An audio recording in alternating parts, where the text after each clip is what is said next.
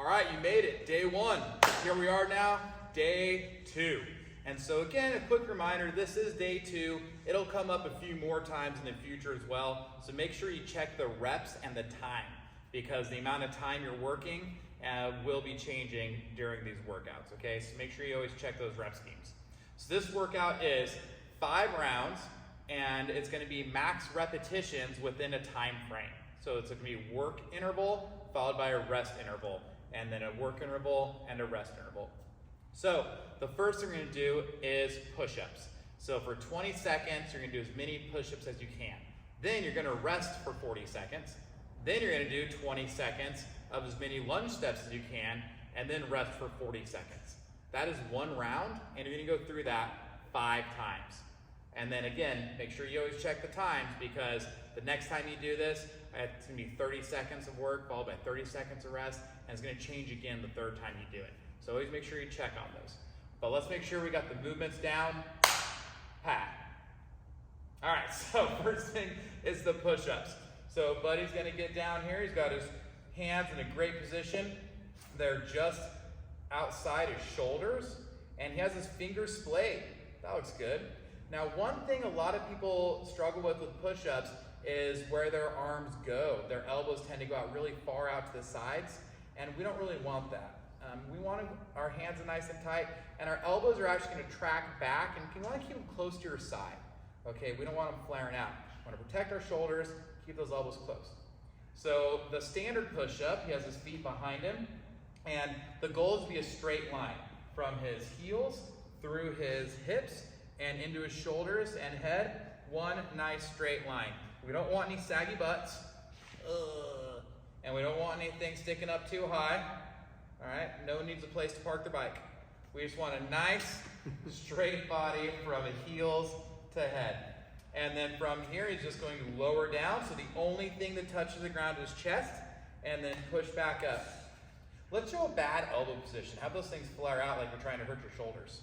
There we go. Yeah, we don't want any of that business, okay, out the side. Want those elbows tucked in? Yeah, that. No go. We want to keep it nice and tight. Now, if this is challenging, if this is too difficult for you, you just put your knees down and do what's called a modified push-up. And so we have our knees down, elbows are still back, fingers are still splayed, and the only thing touching the ground is still his chest, just his chest and his knees. And that's a good modified push-up. If that's too difficult, you can't keep your hips up, and you find you're doing the old flop and peel, in that case, what you could do is just grab a chair or a table or the couch and just put your hands on the couch. And you could either do that with your feet on the ground or your knees on the ground. So if just going to your knees isn't enough modification, elevate your hands onto something, but make sure you have that straight line, chest touches, and your back up. Then after that, we're gonna have a 40-second rest period, followed by another 20 seconds of work, which is going to be lunge steps.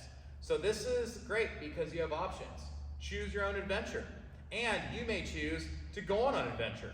Maybe you want to do walking lunge steps. And so for his lunge steps, he's going to step out and drop his back knee straight down to the ground. Now this is important, is that back knee just gently kisses the ground. We want to make sure we're protecting ourselves and not pounding that thing in there. We want to stay safe and make sure that we take care of ourselves. Feet come back together, or he can just reach out for it if he's ready for it.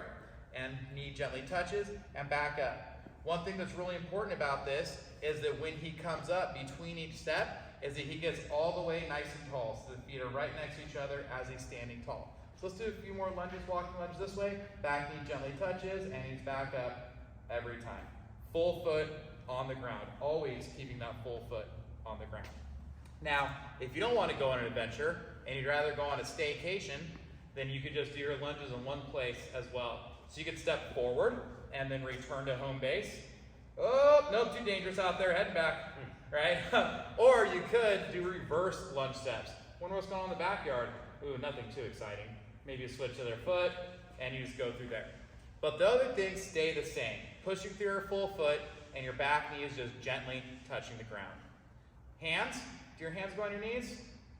Not ideally, we don't want to do that. They can go on your hips. If you're like a Captain Morgan type guy, you can go on the back of your head. If you spent some time in the pin, you can just do whatever you want.